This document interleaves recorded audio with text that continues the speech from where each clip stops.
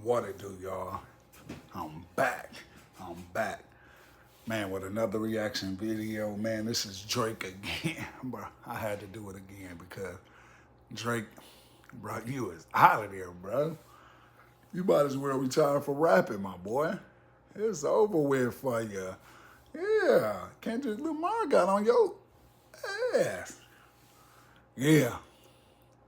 And this is just a little jokey joke I'm finna say, so don't take it out of proportion, my people, because I know some of y'all will, but dark-skinned people win again. Dark-skinned dudes win again. Ew. Light-skinned, you out of there, my boy. You out of there. He got you. But shout out to the YouTuber who made this video, man. Y'all can go check them out. I always show their stuff in my videos because they don't want to make it. I just react to it. But Drake, I don't know what you gonna do, bro. Let's get into this video. Hold up, is Drake really considering taking himself out? He should. Kendrick ruined his life, baby. Just when we thought this whole Drake and Kendrick feud couldn't get any worse, people are now worried that Drake might take his own life after Kendrick completely humiliated him. Now, Drake is currently hiding out in Canada, and word on the street is he's scared to return to America because he knows there's a lot of people out to get him, and they won't stop till they take him out for good. I mean, not too long ago, his house was broken into, and he had to get double the security he already has just to keep people from attacking him. If it's one thing we realized during this whole beef, it's that Kendrick knows how to hate a man with a passion, and Drake isn't nearly as tough as he's trying to make everybody believe he is all these years. What's even crazier about this is that Kendrick was initially hesitant to do this back and forth thing, but Drake kept pressing him to respond, because Drake easily could have taken the J. Cole route and clocked out of all of this, but he just had to show the world how gangster he was, and even had the gall to drag Kendrick's family into it. But before we get into all that, let's just spin back to the very beginning of this feud, because unlike what most of y'all think, it didn't just start out of nowhere. This feud been cooking up for over a decade now, and it all started back in 2013 when Kendrick dissed Drake and several other rappers for his verse for Big Sean's song Control. He rapped, "I got love for you all, but I'm trying to unalive you guys. Trying to make sure your core fans never heard of you guys. They don't want to hear not one more noun or verb from you guys." The track wasn't really anything serious, and it was meant to just start some sort of friendly competition among all the rappers who was popping at the time. But Drake didn't really take it very well, and he got to throwing shade at Kendrick. In his cover interview for Billboard magazine just days after the song came out, he said, "I didn't really have anything to say about it. It just sounded like an ambitious thought to me. That's all it was. I know good and well Kendrick is not me at all on any platform. So when that day presents itself, I guess we can revisit the topic." After this, they kept throwing shots at each other in a few songs over the years, but it wasn't really anything crazy. That was until last year when Drake and J. Cole collaborated on their hit song, First Person Shooter. Now, J. Cole was being messy in his verse and decided to bring Kendrick up by tagging him, Drake, and Kendrick as the big three in rap. He rapped, "Love when they argue the hardest, MC. Is it K-Dot, is it Aubrey, or me? We the big three, like we started a league, but right now, I feel like Muhammad Ali." Now, this verse did not sit well with Kendrick, and he clapped back at both Cole and Drake on his song with Future and Metro Boomin' Like That, in which he raps, "F sneak dissing, first person shooter, I hope they came with 3 switches. Mother F the big 3, man, it's just big me." Drake clapped back with push-ups, and for a moment, it looked like he had this beef in the back. For real, I thought Drake had Kendrick came right back again and completely messed that up with Euphoria. He accused Drake of having a BBL and confessed that he would love to see Drake dead one day. Now, Kendrick kept the heat going when he released another diss track, 616 in LA, in which he called Drake out for associating with PEDOs and claimed that he had secret informants on Drake's team who've been feeding him all the information about Drake over the years. Now, Drake didn't let this slide, and he decided to involve Kendrick's family in this when he released Family Matters. He claimed in the song that Kendrick was a terrible father to his kids, and that he has a habit of putting his hands on his baby mama Whitney. He then went on to put Whitney on blast for allegedly having an affair affair with Kendrick's friend and manager Dave Free. The song brought Drake back in the mess again, but before he could enjoy his little 3 minutes of glory, Kendrick hit again with his song Meet the Grams just 37 minutes later, and he made a series of allegations about Drake being a pedophile, while also telling Drake's parents they didn't do a good job at raising Drake, and telling Adonis that his dad ain't ish. Before we could even process the song, Kendrick hit us with another song, Not Like Us, and that was the final nail in the coffin for Drake, because even the cover photo for the song got people talking, because it featured a photo of Drake's house with multiple SA offenders on it. This time around, Kendrick went from accusing Drake of associating with PEBOs to claiming that Drake himself was one. He rapped, "Say Drake, I hear you like them young. Hide your little sister from him." And Baca got a weird case. Why is he around? Certified lover boy. Certified PEDO. Oh man, my bad. Why are you trolling like a bee? Ain't you tired? Trying to strike a chord, and it's probably a minor. Now, in case y'all don't know who Baca is, he's one of the many creeps that Drake keeps on his camp. Baca was arrested in 2014, and he was charged with offenses in connection with. Whoa.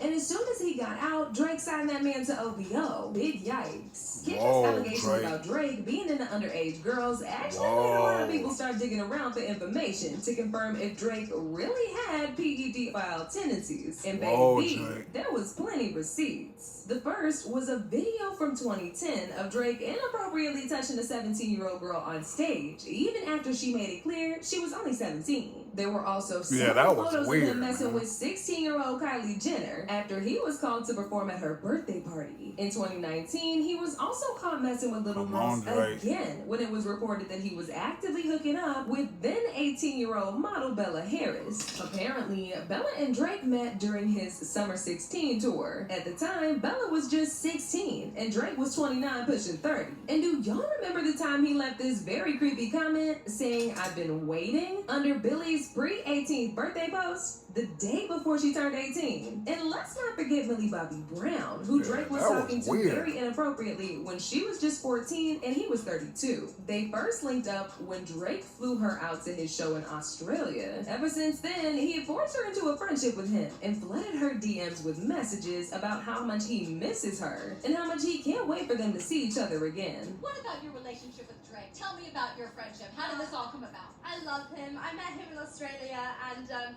he's honestly so fantastic and a great friend and a great role model. You know, we just texted each other the other day, and he was like, "I miss you so much." I was like, "I miss you more." He's coming to Atlanta, so I'm definitely gonna go and see him. I'm so excited. Yeah. What advice does he give you? Like, what does he say? About boys, he helps me. What? Yeah. He's great. He's wonderful. I love him. Advice for boys. You know, that stays in the text messages. But this wasn't the only damage that Kendrick's song Not Like Us did.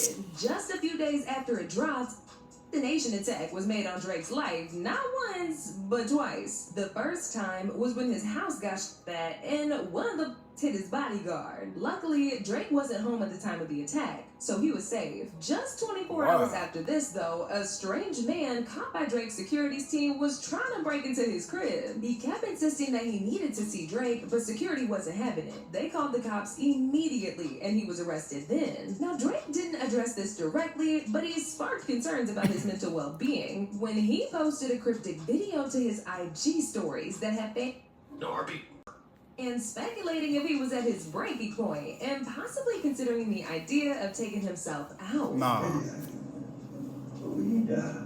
We'll be from one time, there will be a lot of memories of me by my Yeah, that's weird, Drake. letting the paper even so.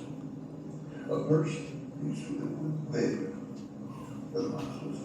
But none of this made Kendrick back down, because he continued to drag on his Not Like Us run and absolutely humiliated Drake, even more than he already did. The song actually went #1 on Billboard, and Kendrick accompanied it with an iconic show in LA on Juneteenth, where he performed the song 5 times in a row. And baby, every single one of those times, people rapped along at the top of their lungs. A whole lot of celebrities attended the show too, including people who are linked to Drake, like SZA and LeBron James. After this, we thought he was done done whacking Drake, but it turns out he had one last trick up his sleeve. He dropped an entire music video for the song on the 4th of July, and this video alone had so many hidden messages that further destroyed Drake. There was a scene featuring him and Whitney, and the kid that Drake was claiming wasn't his, crib walking in their living room having the best time. Aside from this pretty much being a slap in the face for Drake, it also single-handedly debunked the rumors that he was mistreating Whitney. There was also this scene of Kendrick skipping on a sidewalk chalk hopscotch at a playground while he was rapping the part of the song that said, trying to strike a chord and it's probably a minor. This part of the video was basically Kendrick doubling down again about those allegations that he made about Drake messing with minors. And let's not forget about the part of the video where Kendrick locks up an owl with a broken wing in the cage and walks away. And we all know Drake represents his entire brand and label with an owl. This was a clear sign to show Drake that he won the beef. At the end of the video, he could be seen smashing a piñata of an owl with a disclaimer that said no OB were harmed in the making of this video. Now Drake tried to take control of the narrative again by popping out at Mike Rubin's very Masonic all-white party to make people think that he was unbothered. But baby, this only made things worse because he looked very stressed and aged out. It was clear that he hasn't been sleeping well and he's been super stressed by Kendrick. Now as usual, people had their own thoughts about this. Like this person who said, Drake doesn't realize it yet, but he's done. He will never again earn the same respect as the fans. He's a joke, and everyone is gonna be side-eyeing him for a long time. Another person said, Drake is the one that wanted Doc to follow through so bad. He messed with the boogeyman, and now he's dealing with the repercussions of that. But now I want to know your thoughts. What do y'all think about Drake hinting at taking himself out? And do you think Kendrick took things too far? Y'all been knew what to do. Let me know your thoughts in the comment section down below. And don't forget to click here to watch. I don't think Kendrick took it too far. I think, two rappers, hopefully I don't want it to go to nobody losing their life. Like, it ain't that serious to me. But I don't know how serious it is to these guys. But as far as rap, Kendrick killed them. Drake, your career is over. Go do another song with Sexy Red or something about baby daddies or something. Because you is over, bro. The owl is broken. It's over, Drake. Kendrick killed your career. Once again, I'm going to say it again. He had the person who signed you listening to They Not Like Us. Man, shout out to Kendrick Lamar, man. Shout out LA. Shout out Toronto, man. But I got to side with Kendrick on this. He killed you, Drake. It's over with. Go ahead and bow down. Get that man his flowers. Matter of fact, get that man his crown. Fuck some flowers. Get that man the crown. He the king of that shit. He killed you, bro. It's over. Them little... And I ain't gonna lie, when you first came out with the first diss, I'm like, oh, shit. He going in on Kendrick.